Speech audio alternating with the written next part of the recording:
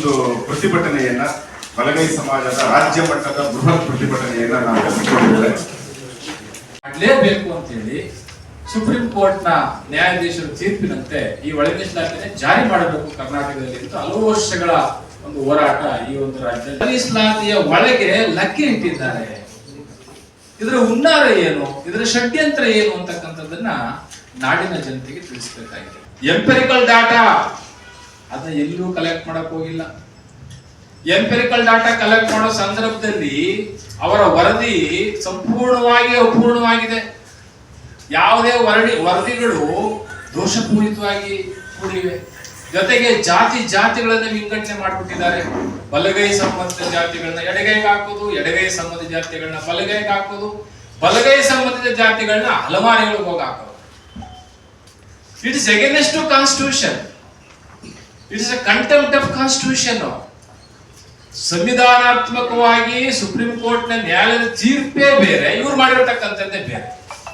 ಆದ್ರಿಂದ ಕರ್ನಾಟಕ ರಾಜ್ಯದಲ್ಲಿ ಈ ಒಳ ಮೀಸಲಾತಿಯ ಗೊಂದಲ ಎಷ್ಟರ ಮಟ್ಟಿಗೆ ಸೃಷ್ಟಿಯಾಗಿದೆ ಅಂದ್ರೆ ಜಾತಿಗಳ ನಡುವೆ ಸಂಘರ್ಷ, ವೈಮನಸ್ಸಿನ ಬಲಯುತವಾಗಿ ಆಗ್ತಕ್ಕಂಥ ಒಂದು ಹುನ್ನಾರ ಈ ಒಂದು ಒಳ ಮೀಸಲಾತಿ. ಈ ನಾಗಮೋಹನ್ ದಾಸ್ ಕೊಟ್ಟಿರ್ತಕ್ಕಂಥ ಅಪೂರ್ಣ ವರದಿಯನ್ನ ಅಥವಾ ಏನು ಜಾತಿಗಳ ನಡುವೆ ಸಂಘರ್ಷ ತಂದಿರತಕ್ಕಂಥ ಈ ಒಂದು ವರದಿಯನ್ನ ತಿರಸ್ಕರಿಸಬೇಕು ಬಳಸಿದ್ದಾರೆ. ನನ್ನ ವರದಿಯು ಅಂತಿಮವಲ್ಲ, ಪುರಸ್ಕರಿಸಬಹುದು, ತಿರಸ್ಕರಿಸಬಹುದು ಅಂತ ಬರೆದಿದ್ದಾರೆ. ಆದ್ರಿಂದ ಕರ್ನಾಟಕ ರಾಜ್ಯ ಬಲಗೈ ಜಾತಿಗಳ ಒಕ್ಕೂಟದ ಯಾಕೆ ತಿರಸ್ಕರಿಸಿ ಅಂತ ಹೇಳ್ತಾ ಇದೀವಿ ಅಂದ್ರೆ ಅದು ಅಪೂರ್ಣವಾಗಿದೆ. ಯಾರ ಮನೆಗಳಿಗೂ ಹೋಗಿಲ್ಲ, ಕರೆಂಟ್ಸ್ ಬಂದಿದ್ರಿ. ಆ ಸರ್ಕಾರದ ಟರ್ಮ್ಸ್ ಅಂಡ್ ಕಂಡೀಷನ್ ಮರೆತು ಸುಪ್ರೀಂ ಕೋರ್ಟ್ ನ ತೀರ್ಪಿಗೆ ವಿರುದ್ಧವಾದಂತ ಅಧಿಕಾರ ಕೊಟ್ಟದ್ದು ಯಾರು? ಹೆಚ್ಚು ತಿಂದವರು, ಕಿತ್ತು ತಿಂದವರು ಅಂತ ಬರೆದಿದೆ. ಹಾಗಾಗಿ ಇದನ್ನು ತಿರಸ್ಕರಿಸಲಿಕ್ಕೆ ಯೋಗ್ಯವಾದದ್ದು ಅಂತೇಳಿ ನಾವು ಪ್ರಾರಂಭದಿಂದಲೂ ಹೋರಾಟ ಮಾಡಿದ್ದೀವಿ. ಒಳ ಮೀಸಲಾತಿ ಬೇಕು, ಜನಸಂಖ್ಯೆಗೆ ಅನುಗುಣವಾಗಬೇಕು, ಎಲ್ಲ ಸಮುದಾಯಕ್ಕೂ ಸಮಾನವಾದ ಅವಕಾಶ ಸಿಗಬೇಕು.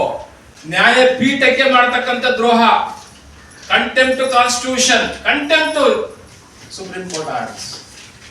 ಹಾಗಾಗಿ ಈ ವರದಿಯನ್ನ ತಿರಸ್ಕರಿಸಬೇಕು ಅಂತಕ್ಕಂಥದ್ದನ್ನ ನಾವು ಮೊದಲು ಈ ಒಂದು ಸರ್ಕಾರಕ್ಕೆ ಒತ್ತಾಯ ಮಾಡ್ತಾ ಇದ್ದೇವೆ.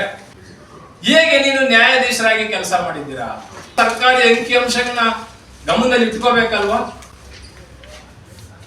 ನಮ್ಮ ಸೋದರ ಸಮುದಾಯ 4 ಜನ ಹೈಕೋರ್ಟ್ ಜಡ್ಜ್ಗಳಿದ್ರು, ಚೀಫ್ ಜಸ್ಟಿಸ್ ಆಗಿದ್ದಾರೆ. ಅವರು ಪ್ರವರ್ಗ ಎ, ಪ್ರವರ್ಗ ಬಿ, ಪ್ರವರ್ಗ ಸಿ ಅಂತ ಈ ಸಮುದಾಯವನ್ನ ಸೀಳಿಬಿಟ್ಟಿದ್ದಾರೆ. ಈ ಒಳ ಮೀಸಲಾತಿ ಹೆಸರಿನಲ್ಲಿ ಶಾಶ್ವತವಾಗಿ ಒಲೆಮಾದಿಗರನ್ನ ಶತ್ರುಗಳ ತರ ಬಿಂಬಿಸ್ತಾ ಇದ್ದಾರೆ. ಇದು ನಡೆಯಲ್ಲ. ಎಲ್ಲರಿಗೂ ಸಾಮಾಜಿಕ ನ್ಯಾಯ ಕೊಡ್ಬೇಕಲ್ವಾ? ದಯಮಾಡಿ ಆ ಸೆನ್ಸಸ್ ಓಪನ್ ಮಾಡಿ. ಜೊತೆಗೆ ರಾಷ್ಟ್ರೀಯ ಸೆನ್ಸಸ್ ಬರ್ತಾ ಇದೆ 2026-27ಕ್ಕೆ. ಆ ಸೆನ್ಸಸ್ ರಿಪೋರ್ಟ್ ತಗೊಳ್ಳಿ. ಯಾಕೆ ಅಂದ್ರೆ ಮೀಸಲಾತಿ 50 ಮೇಲೆ ಇರಬಾರದು ಅಂತೇಳಿ ಇಂದಿರಾ ಸಹಾನಿ ಕೇಸ್ ನಲ್ಲಿ ಆರ್ಡರ್ ಆಗಿದೆ ಸುಪ್ರೀಂ ಕೋರ್ಟ್ ಅಲ್ಲಿ. ನೀವು 15+3 ಮಾಡ್ತೀವಿ ಅಂತೇಳಿ ಸುತ್ತೋಲೆ ಹೊರಡಿಸಿದಿರಿ.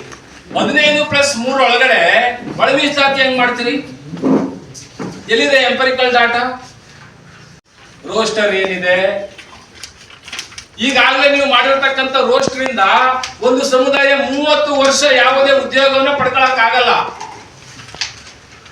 ನೀವು ಮಾಡಿರೋ ರೋಸ್ಟರ್ ಇಂದ ಇವತ್ತು ಕ್ರೈಸ್ಟ್ ನಲ್ಲಿ ವಸತಿ ಶಾಲೆ ಅದನ್ನ ಪರಿಹರಿಸಬೇಕು. ರೋಸ್ಟರ್ ಇಂದ ಸಮಸ್ಯೆಯನ್ನು ನಾವು ಕಂಪ್ಲೀಟ್ ತಜ್ಞರ ಸಮಿತಿನ ನೇಮಕ ಮಾಡಿ, ತಜ್ಞರಂದ್ರೆ ಯಾರು? DPR secretary, principal secretary, social welfare secretary ನೀವು ಕೂತ್ಕೊಂಡು ಯಾವ ಸಮುದಾಯಕ್ಕೂ ಅನ್ಯಾಯ ಆಗ್ಬಾರ್ದು. ರೋಸ್ಟರ್ ಅಲ್ಲಿ ಉದ್ಯೋಗದಲ್ಲಾಗ್ಲಿ ಶಿಕ್ಷಣದಲ್ಲಾಗ್ಲಿ ಯಾರಿಗೂ ಅನ್ಯಾಯ ಆಗ್ಬಾರ್ದು. ಸರ್ಕಾರ ಇದೇ ತರ ಈ ಶೋಷಿತ ಸಮುದಾಯಗಳನ್ನ ಹಕ್ಕು ಮತ್ತು ಅಧಿಕಾರದಿಂದ ದೂರ ಇಟ್ಬಿಡ್ತಾವ. 101 ಜಾತಿಯ ಮಕ್ಕಳ ಭವಿಷ್ಯದ ಹಿತದೃಷ್ಟಿಯಿಂದ ಇವತ್ತು ನಾವು ಈ ಒಂದು ಹೋರಾಟಕ್ಕೆ ಇಳಿಲೇಬೇಕಾಗಿದೆ. ಆ ಸಾಮಾಜಿಕ ನ್ಯಾಯದ ಅಡಿಯಲ್ಲಿ ಸರ್ಕಾರ ಎಚ್ಚೆತ್ತುಕೋಬೇಕು. ಎಲ್ಲ ಸಮುದಾಯದ ಹಿತವನ್ನು ಬೀದರಿಂದ ಚಾಮರಾಜನಗರ ಜಿಲ್ಲೆಯವರೆಗೂ 2 ಲಕ್ಷ ಜನ ಬೆಂಗಳೂರಿಗೆ ಬರ್ತಾ ಇದ್ದಾರೆ. ಮಾನ್ಯ ಮುಖ್ಯಮಂತ್ರಿಗಳು ಬಂದು ನಮ್ಮ ಮನೆ ಮೀಸಲಾತಿ ಆಧಾರದಲ್ಲಿ ಸರ್ಕಾರ ಸುತ್ತೋಲೆ ಹೊರಡಿಸಿದೆ, ಅದನ್ನ ತುಂಬಿ ಜೊತೆ ಅವ್ರು ಕೆಲಸ ಮಾಡ್ತಾ ಇದ್ದಾರೆ. ಚಂದದಾಸರು ಯಾವ ರೀತಿಯಲ್ಲಿ ಮರಿಗಳಾಗ್ತಾರೆ? It's a settled community. ಹಾಗೆ ನಮ್ಮ ವಾಣಿ ಶಿವರಾಮ್ ಅವರು ಈ ಒಂದು ನಮ್ಮ ಚಲವಾದಿ ಮಹಾಸಂಘದ ಅಧ್ಯಕ್ಷರಿದ್ದಾರೆ. ಹಾಗೆ ನಮ್ಮ ಸಿದ್ದಯ್ಯ ಸರ್, ನಮ್ಮ ಅಧ್ಯಕ್ಷರು, ಬಲಗೈ ಸಮುದಾಯದ ಅಧ್ಯಕ್ಷರು ಮತ್ತು ನಮ್ಮೆಲ್ಲ ಪದಾಧಿಕಾರಿಗಳಿದ್ದಾರೆ. ವರದಿಯಲ್ಲಿ ಏನು ಸರ್ಕಾರಕ್ಕೆ ಅವರು ವರದಿಯನ್ನ ಕೊಟ್ಟರು ಅದನ್ನ ಸರ್ಕಾರ ನಮಗೆ ಸರಿ ಮಾಡಿಕೊಡ್ಬೇಕು. ನಮ್ಮ ಬಲಗೈ ಸಮುದಾಯನ ಎಲ್ಲೆಲ್ಲಿ ಹಂಚಿದ್ದಾರೆ ಅದನ್ನ ನಮಗೆ ವಾಪಸ್ ಕೊಟ್ಟು ನಮಗೆ ನ್ಯಾಯವನ್ನು ಕೊಡಬೇಕು ಅಷ್ಟೇ ನಮ್ಮ ಸಮುದಾಯದ, ನಮ್ಮ ಬಲಗೈ ಸಮುದಾಯದ ಹೋರಾಟ ಅಷ್ಟೇ ಆಗಿದೆ. ನಾವು ಶಾಂತ ರೀತಿಯಲ್ಲೇ ಹೋರಾಟ ಮಾಡ್ತೀವಿ. ನಮ್ಮ ಬಾಬಾ ಸಾಹೇಬ್ ಅಂಬೇಡ್ಕರ್ ಅವರ ಆಸೆ ಏನಿತ್ತು ಅದನ್ನ ಪೂರ್ಣಗೊಳಿಸ್ಬೇಕು ಅನ್ನೋದಷ್ಟೇ ಅವರ ಕನಸನ್ನ ನನಸು. ಬಾಬಾ ಸಾಹೇಬ್ ಅಂಬೇಡ್ಕರ್ ಅವರು ಈ ತರ ಒಳ ಮೀಸಲಾತಿ ಮಾಡಿಕೊಂಡು ನೀವು ಕಿತ್ತಾಟ ಮಾಡ್ಕೊಳ್ಳಿ ಅಂತ ಅದು ಎಲ್ಲೂ ಹೇಳಿಲ್ಲ.